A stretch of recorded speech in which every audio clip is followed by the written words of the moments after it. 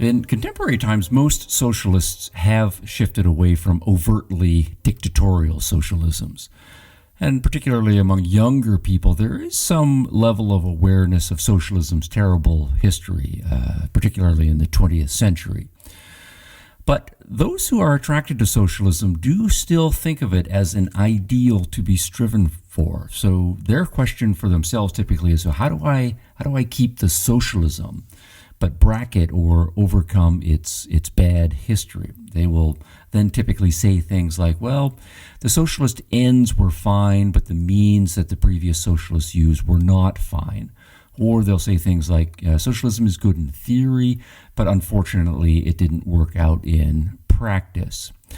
And one interesting, more general claim here is there are arguments for and against socialism given its historical track record parallel are arguments over the history of religion, which we note that detractors of religion will make a point of identifying the terrible record of Christians attacking Jews and doing terrible things to each other, and of course Hindus against Sikhs and Buddhists versus Muslims and Muslims versus many other groups and so on. Or in European history alone, the Crusades and the persecutions of scientists like Giordano Bruno and Galileo, the Reformation and the Counter-Reformation, including the Inquisitions and so on. So there's a long, bloody, nasty history of religion. And we note then that historically religious people will then live through that and see the need for tolerance, so they will clean up their act and act more tolerantly and peacefully. But then a generation later, people forget the history or they don't see its relevance. They're attracted to their religious faith, so they want to keep the faith and dial down the significance of the violent history. And the way it seems to go is that from their perspective, often genuinely, they'll be saying things like, I'm a nice person and I believe in my religion. I don't want to kill or torture or persecute anyone. And I don't really see why my beliefs would make me want to do that or even make me do that. So I'm going to keep my religion. And the same thing, I think, happens for those who are attracted to socialism, right? Many younger socialists will say, hey, I'm a nice person and I believe in socialism. I'm attracted to it. And I know that lots of socialists in the past have done bad things, but I don't want to kill or torture anybody. And I don't see why, my wanting to redistribute some wealth or make everyone more equal socially is going to lead to that. So I'm going to keep my socialism and combine it with democracy, which seems nice too. But you'll notice it's the same argument over that dynamic, whether we're talking about religion or socialism. Does the logic of the belief, whether religious or socialist, drive toward the nasty manifestations that have appeared historically, or are the manifestations kind of accidental or a perversion or some sort of avoidable other possibility?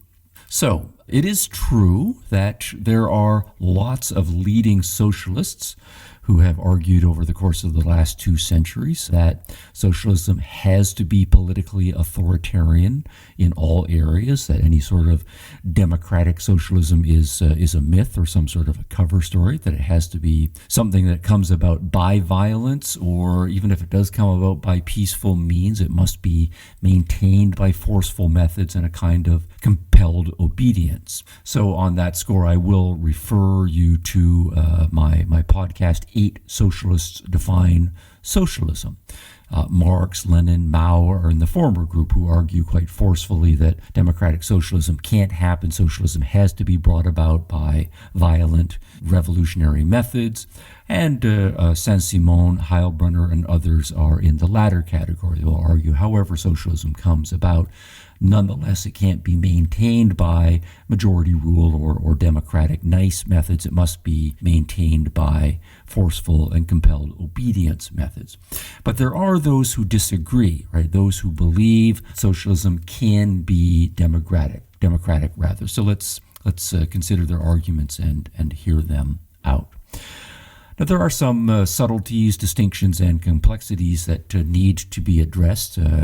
Socialism means lots of things to different people, but I'm going to argue that the most important distinction here with respect to democratic socialism is that socialism is not necessarily only a politics. Socialism can be an ethos, and socialism can be a politics. One can, in one's ethics, communally collectivize, prioritize the social over the individual, and absent any sort of political enforcement, believe that as a moral ideal strictly, right, one should see oneself not primarily as an individual, but rather as a servant of the group or as belonging to the group, and that the group's values and priorities should be given a front row social seat compared to one's own rather pursuit of individual happiness or whatever. But there is also, of course, a political socialism, which then you say for society as a whole, we use the power of government or we use the power of the state to make everyone follow the socialist route. And democratic socialism and the attraction of democratic socialism will be a little bit different depending on whether, for you, socialism is primarily an ethos or a politics. So let's take up the ethos first and consider various kinds of non-political and voluntary socialism. So, for example, whatever kind of society one is living in more broadly, and obviously this is easier in liberal societies that give people a lot of freedom, one is perfectly free to start a commune. You can be a hippie and say, I'm not going to buy into corporate materialist culture or whatever. I'm going to join up with a number of other people who share my back to nature or more communal lifestyle. And one of us happens to own a farm, and we're just going to go and live on the farm and live communally according to a small s non-political socialist ethos. There are lots of religious communes, for example, the Hutterites, or the long history of monasteries and convents that are formed, or kibbutzes Jewish kibbutzes in the state of Israel. And so in those cases, you have people who voluntarily commit to a socialist, communal, collectivized ethos. They're going to do everything together for the good of the group, and they're going to subordinate their individuality to the group. Now, almost all of these groups will have voluntary entry into the commune. Usually, they will have substantial participatory procedures, lots of discussion and voting about what the rules are going to be and who's going to do what and who's going to get what. And they will also have the option of exit. If you don't like the idea of the commune any longer, then you are free to leave. And so in the United States and Canada, for example, where I'm most familiar with, there are lots of such communities that have been formed over the histories of those countries. Now, it's a little more complicated because those communes are nested within a broader liberal individualist framework that protects their property rights, and it provides them some military protections and other things, and that complicates the analysis. But let's set that aside and just focus on the internal social structure. It's communal and it's voluntary, and it's a socialist ethos that is being put into practice in these organizations. So that then is to say, if you are a critic of socialism, it's not only the compulsion that one has to focus on. Socialism can be non-compulsory. Instead, it's the ethos of communalism that's primary. And then the question is going to be really an ethics debate. Is such collectivism or communalism a moral ideal? Or, by contrast, is morality about individual dream-seeking and self-responsibility? Are you first an individual with your own life to live, or really morally should you see yourself first and foremost as part of a group that and its values are going to define you and assign you responsibilities and so forth? But if it is not simply a personal, ethical, or voluntary social commitment that you want, you actually want a socialist politics, then what is that? Well, we always have to remember politics is about the role of government, and government is an institution of compulsion. And so the moral question for politics then always is, under what circumstances should use compulsion, right? Who has the authority to use compulsion or physical force, and under what circumstances? And it's precisely at this point then that the adjective labels like democratic or aristocratic or monarchic, etc., those become important, because those are labels that are political labels defining who gets to use force and under what circumstances. So, when we then turn to democratic socialism, we're talking about socialism in an overtly political context about the use of physical compulsion for all members of society. And then, here we can ask a question. There's lots of variations of socialism politically, and there's a long history of socialists arguing among themselves whether socialism should be monarchical, right? Whether it should be aristocratic, or whether it should be democratic. So who should have the power over you as an individual? Is it one person who ultimately speaks for society as a whole, or should it be an elite group, or should it be the majority? And so some versions of socialism are more monarchical, some are more elitist, and some are more majoritarian or democratic. Now, there have been some very prominent elitist versions, lots of paternalist socialists who think that most people, they need to be controlled and directed, for their own good. So they will think of themselves benevolently as paternally exercising power over all of society. There are Fabian socialists who think that really, most people don't have what it takes to run a society as a whole. Rather, there's an elite group of individuals who have the intelligence and the character to run society on behalf of the collective. So they are more aristocratic forms of socialism. And of course, there are those who recognize that elitist socialists or aristocratic forms of socialism have typically evolved or devolved into monarchical socialisms. One person in the elite group eventually assumes control, and perhaps they are fine with that. But of course, those elitist and monarchical forms of socialism typically rub those attracted to democratic socialism the wrong way. Democratic approaches sound nicer, more benevolent to such individuals. And so they will argue that they want the socialism, but they want to combine it with democratic political institutions. And this does mean, though, that most democratic socialists are, at least initially, partly individualistic. They do say, every individual's voice should count in society, should count for something.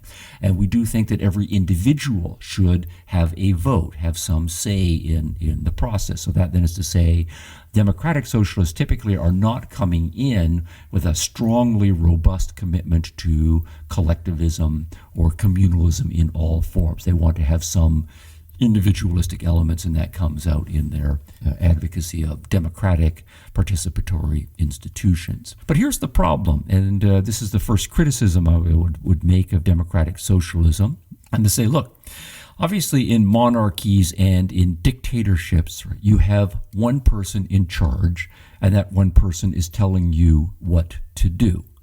Well, what's your objection to that? Well, your objection to that then is to say, well, why is that person, that one person, telling me what to do with my life? What gives him or her the authority to use power over me? That seems wrong. But under democratic socialism, all you have done is switched to the majority of people telling you what to do. So instead of your life being at the disposal of one person who claims to be speaking for society as a whole, it's at the disposal of the majority of people who claim to be speaking for society as a whole.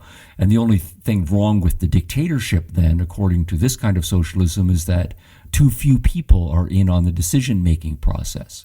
So they might say, if there's just one person who's a dictator and he wants to tax you at 75%, well, that's unjust, right? But if the majority of people decide to tax you at 75%, that's okay because it's democratic. But there's not really a significant moral difference here. In both cases, it's other people who are compelling you to the tune of 75% of your productivity, right, belongs to him or belongs to them. So this is a tangent to be pursued at greater length, but there's a very interesting piece published by Robert Nozick back in the 1970s called The Tale of the Slave that walks one through in a very interesting step-by-step thought experiment. So, Nozick asks you to start off by imagining just the worst case of slavery that you possibly can imagine. I'll put a link to this in the notes or transcript when we publish it. But he imagines you to ask, that you are living as a slave,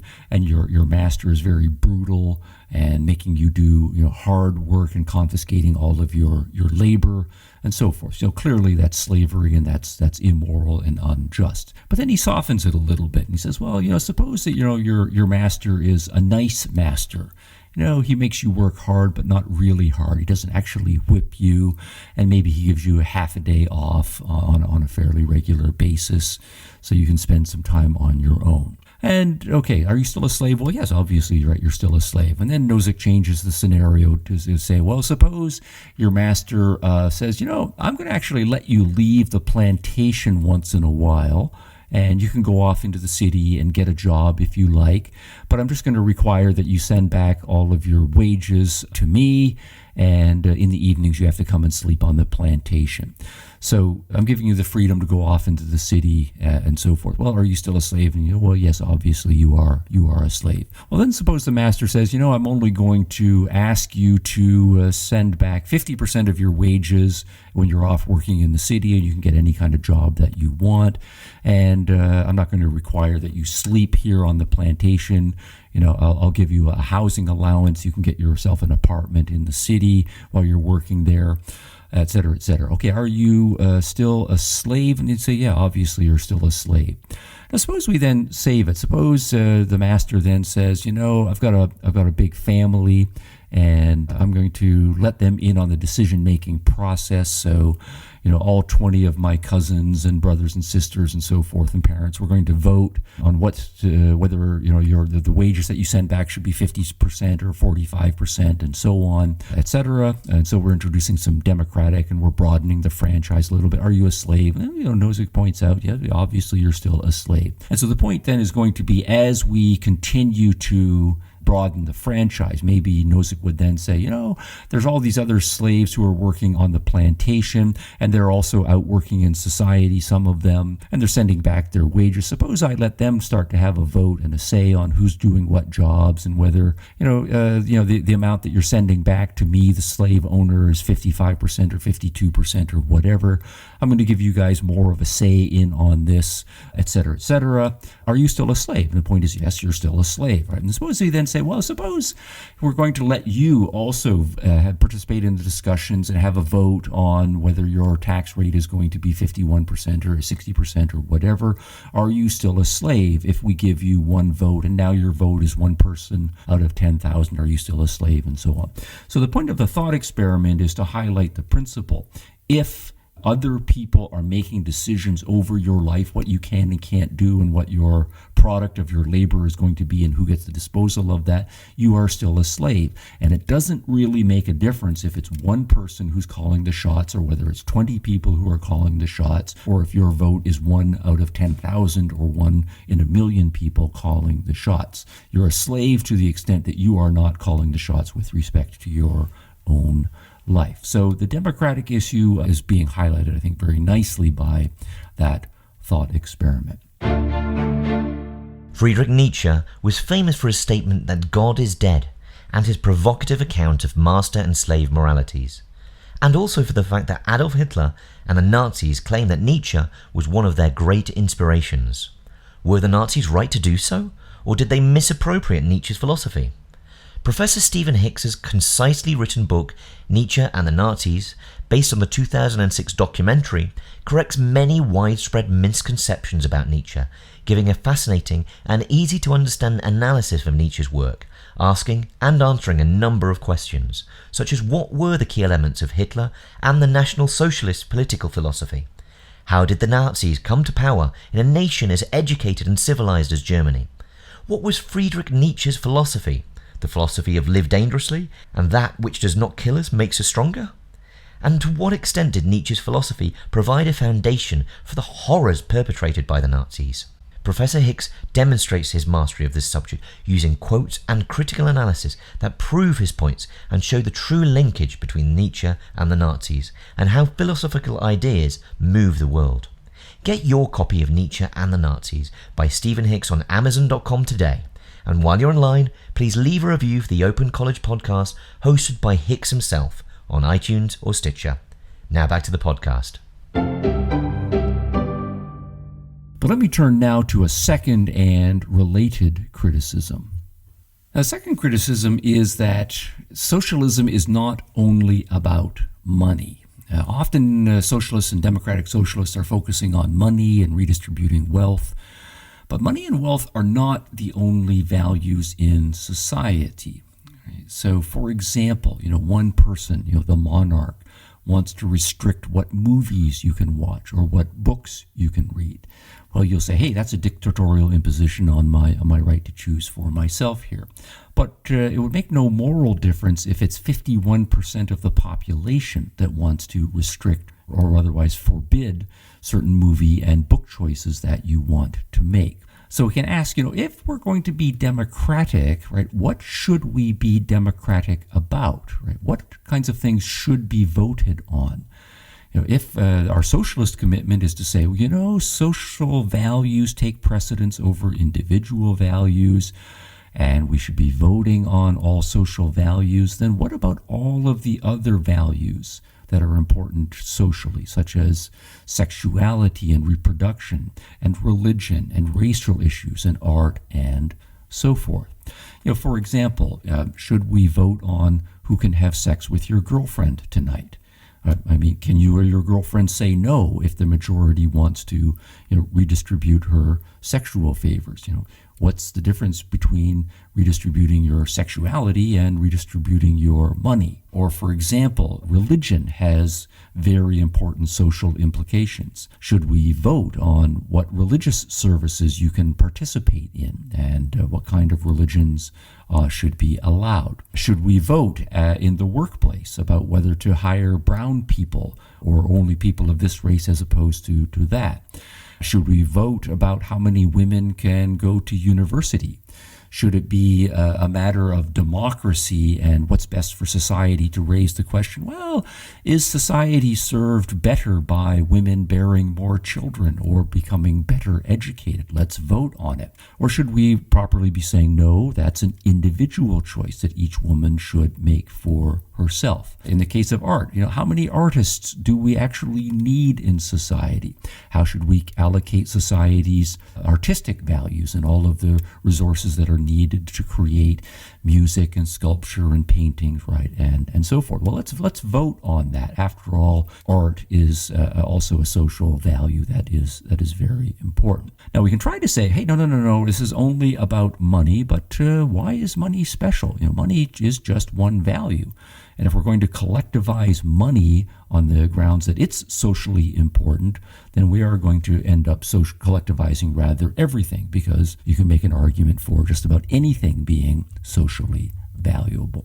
Now, the third criticism that I want to make and raise is that whether democratic socialists want to or not intentionally, democratic socialism does become dictatorial socialism, and dictatorial socialism does lead to brutal individuals assuming power over society. And it happens both by unintentional routes, unintended consequences apply here, and intended routes. The concentration of power in the hands of the state or a government. Whoever speaks for society as a whole, that power is very attractive to individuals who want power, and sooner or later they will acquire that power. There's no checks and balances that any socialist has ever developed theoretically or practically to guard against that danger. And the point is going to be, we start first with the unintended slide toward totalitarian or dictatorial socialism, that if you start from the premise that society takes precedence over the individual, and you add to the fact that everything is connected causally, then everything about the individual is going to be controlled by society and controlled by the majority. So action, speech, thought, and consequences, all of them are causally connected. There's no way you can, in principle, isolate any aspect of an individual once you started from the premise that the social takes precedence over the individual. So, for example, suppose you say, well, no, I just want to control money and the distribution of money. Well, where does money come from? Well, money comes from certain actions. So democratically, you're going to vote to control the actions in order to control the production of money. But actions also follow from thoughts, and thoughts follow from involve embodiment in speech.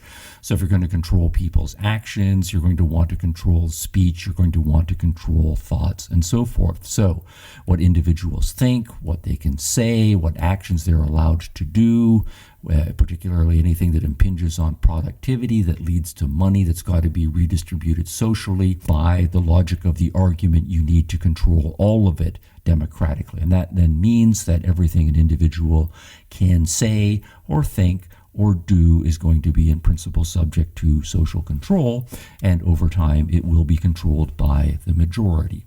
And we can see this then, and this is a variation on this, in the experience of the minority groups in a society. And this will be a variant criticism here. Democracy means majority rule. It's very rare that you can get 100% consensus on any issue. So the best that you can do is say, well, it's got to be a majority. Sometimes you might say it needs to be a supermajority, but who is going to be the majority in these cases? It's always going to be coalitions and blocs, and those are going to be shifting coalitions and shifting blocs along many social dimensions. There will be economic majorities, religious majorities, ideological, racial, sex, gender majorities, ethnic background majorities, and so on. And what does this imply then for those who are consistently in the minority, right? Well, that then means that the minority has to do what the majority says, even if the majority's interests are contrary to the interests of the minorities. So Conor Friedersdorf, in a nice article in The Atlantic, for example, I'll give the reference here, in 2018, made a very good point about the logic of socialism, how it will lead to larger groups dominating minority groups. Democratic socialism is not a friend to those groups and individuals who are members of groups consistently in minority groups. And this is a special application of Alexis de Tocqueville's more general point from Democracy in America, published in the 1830s, about how the tyranny of the majority can be just as ruthless as the tyranny of any minority as possible. So majoritarian tyranny is not really any better than elitist or monarchical tyranny. And it's also important to note, if you really are interested in minorities, Ayn Rand's spot-on point that, quote, the smallest minority on earth is the individual, and those who are denying individual rights cannot claim to be defenders of minorities. So the general criticism here is that democracy has its place, but it really must be subordinated to a respect for the individual and for individual human beings and their rights. So there is a natural, logical evolution to the majority assuming more and more control over all aspects of human life, and for majorities to assume increasing control over minorities and individuals all the way down. The logic leads even nice majoritarian democratic socialists to become dictatorial over all aspects of life. There's no principled stopping point. But of course, the short-term, greater danger is that concentration of power that goes with socialism. If you're not leaving individuals free to make their own choices and to make their own voluntary social groups and to associate and dissociate as they judge fit. Instead, the power of society needs to be institutionalized, and that means institutionalized in a government, which is some subset of the population that then has a lot of police and military and other forms of compulsory power. That kind of power is attractive to lots and lots of individuals in society. So if we vote to concentrate powers, right, individuals and groups in the majority, they have to do what the majority says. So the majority form a government with lots of power over everybody else. Who is going to use that power? Well, in any given generation, there's going to be two kinds of people. There's going to be the benevolent, nicer socialist type who says, no, I want to be in the government, but I want to use that power, and I'm a nice person on behalf of what I think is good for society as a whole. But there are going to be predatory types who will say, and they will know how to get involved in the political process, and they want to use that concentrated power for their own benefit, to advance their own interests at the expense. Now, if you have the more ruthless predatory type who wants to use that concentrated power, and they're competing with the nice, benevolent, democratic socialist type who also wants to use that power, when it comes down to actual democratic politics, which side is going to prevail in that process? Well, it's not going to be the nice guys. Concentrated political power, and the stakes are high. It's going to be the more ruthless, the more willing to stab people in the back, the more efficient at using the process to acquire power over others. Those are the ones who are going to prevail, and they will marginalize those who have nice intentions by their own lights. So, and this is of course what the experience of socialism has shown over and over again. The nice guys do get shunted out, and it is the predatory types who grab power. Are you looking for a new book to dive into? Then check out audiobooks.com. With over 150,000 premium titles, they have an incredible selection of books to get stuck into, whatever your genre of preference. Listening to audiobooks makes reading incredibly easy and enjoyable. Not only do you have instant access to thousands of titles, but powerful narrators can bring the text to life, often giving a book more meaning than just flicking through the pages itself. Do more with audiobooks and start your next book while multitasking, doing the laundry, taking a drive, going for a walk, doing exercise, or something else. With audiobooks, you can even read your books with your eyes closed. Sign up today for a 30-day free trial and get 3 audiobooks completely free. Go to www.audiobooks.com and click sign up to get started. And please help support the podcast by entering our promo code OpenCollege, which is all one word. Fall in love with books again with audiobooks.com. And while you're online, please show your support for the podcast by leaving a review on your favorite media player. Now back to the podcast. So I wanted to end with a gut check, as I think of it, for socialists and those who are attracted to democratic socialism. The first is, if you really are a fan of democratic socialism, there's nothing that's stopping you from going ahead and forming your own socialist commune. If you are finding yourself attracted to the political route, why are you going the political route and demanding that all others in society conform to your idea of a socialist society? And the only answer can be, well, because building your own working commune and making it go successfully and voluntarily convincing other people to join with your socialist commune, that is a lot of work. And politics offers you a shortcut. By political socialism, what you can do is you can take over all of the existing assets that are out there in society, and you can force socialism on the minority of people who didn't want it or didn't vote for it. Politics is a shortcut, and you should be aware that you are taking that shortcut. So if it feels right, then democratic socialism is not really about being democratic. It's about having political power to confiscate and to enforce conformity on those who don't want to voluntarily contribute their economic resources and do things rather the way that you want them to do it. I also will offer this gut check against those who are tempted to ignore the brutal history of socialism and to point out that the terrible authoritarian history of socialism is at the same time the democratic history of socialism. I mean, there are those who have said, no, we are democratic socialists all the way through, and there are those who are forthrightly authoritarian socialists all the way through, but those two lines are historically blurred, and democratic socialism has very quickly shaded into authoritarian socialism. So I'll give you 3 examples.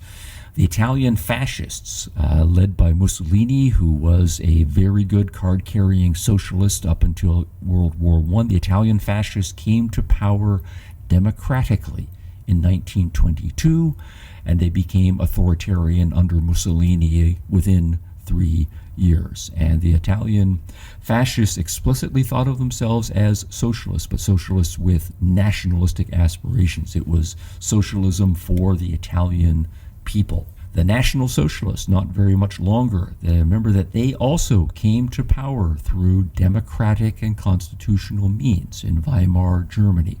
And so they were voted into power and appointed by constitutional methods. But within a year, that democratic route to socialism led to Adolf Hitler and his cohort transforming Germany very quickly into a dictatorship. Let's also not forget, and this is my 3rd example, that the international socialists, that is to say the communists in Russia, they were organizing the whole country into local democratic councils, right? They called them Soviets. And each of those little democratic councils had a great deal of autonomy and control over their local area. And they would send representatives up the hierarchy to regional Soviets and national councils or national Soviets. And that was partly sincere in intention, but it was also very easily subverted by more ruthless dictatorial socialists like Joseph Stalin. So the line between dictatorial socialism and democratic socialism historically is not at all clear. The one has blended into and given rise very easily to the other. And contemporary democratic socialists need to say explicitly, I recognize that has happened repeatedly in history, and if you have a solution for how to avoid that, that needs to be announced, discussed before you start in practice assuming awesome political power and concentrating that power. And one more slight tangent, but it's still historically relevant. I'm making notes for this podcast early in 2020, which is an election year in the United States. And as we're looking at the array of candidates, one question that's on a lot of people's lips is, will the United States get its first democratic socialist president this year? And I should point out that we've already had one a century ago, and that is Woodrow Wilson, who was president in the early part of the 20th century. So I want to quote directly from Woodrow Wilson from an article he wrote called Socialism and Democracy, published while he was still a professor, but announcing his political philosophy. And he argued, quote, I'll put again this quotation in the notes, quote, socialism and democracy are almost, if not quite, one and the same. They both rest at bottom upon the absolute right of the community to determine its own destiny and that of its members. Men as communities are supreme over men as individuals. Limits of wisdom and convenience to the public control there may be. Limits of principle there are upon strict analysis none. Unquote. Now, that's our first democratic socialist president, Woodrow Wilson, saying, in principle, there are no limits upon the individual. Socialism, including democratic socialism, means total control over the individual. We all know what true crime is, but what about untrue crime? These are the true stories of alleged crimes which turned out to not have happened at all. The true stories of innocent people whose lives have been ripped apart and who have not been allowed to tell their stories until now.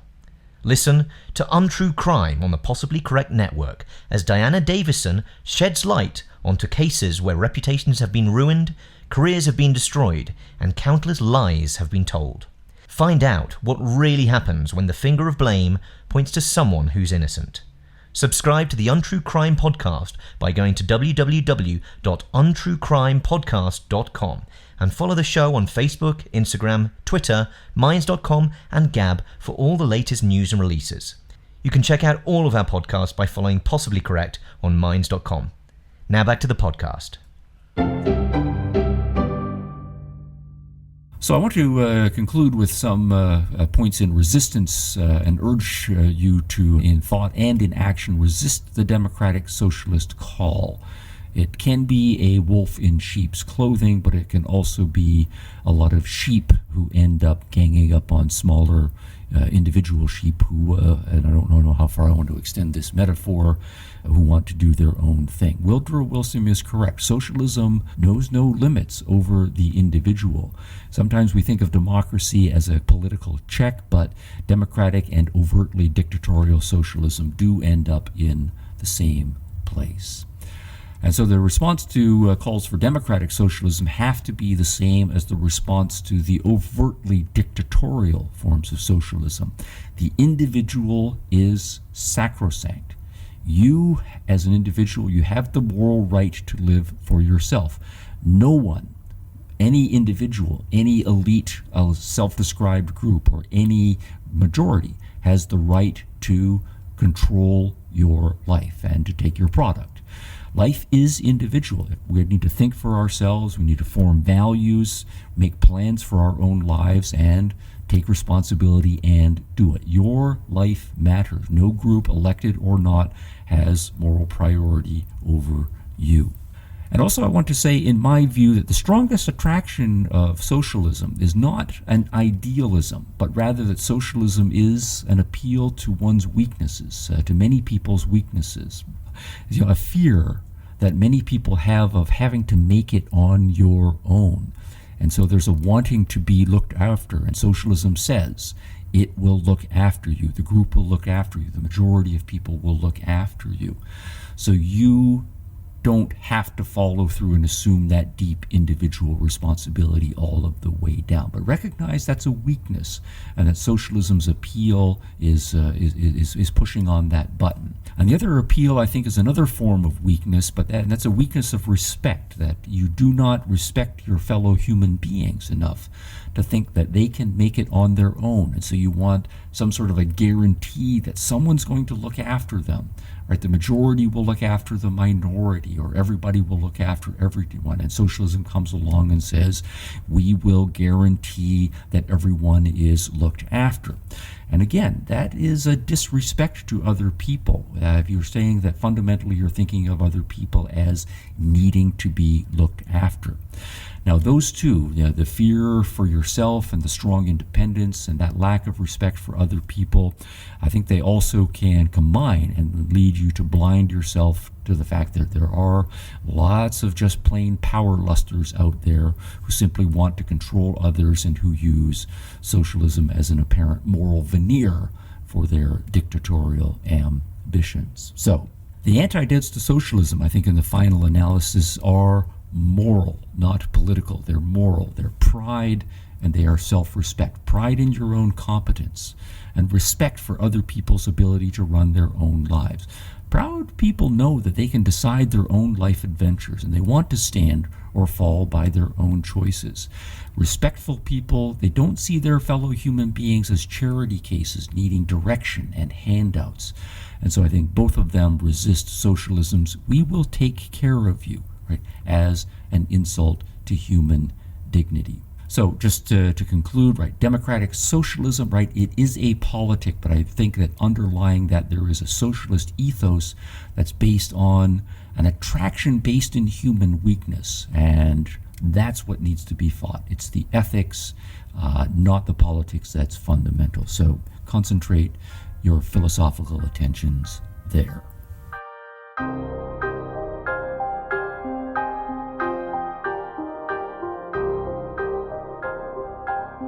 The host of the Open College podcast, Dr. Stephen Hicks, is a renowned philosopher and author.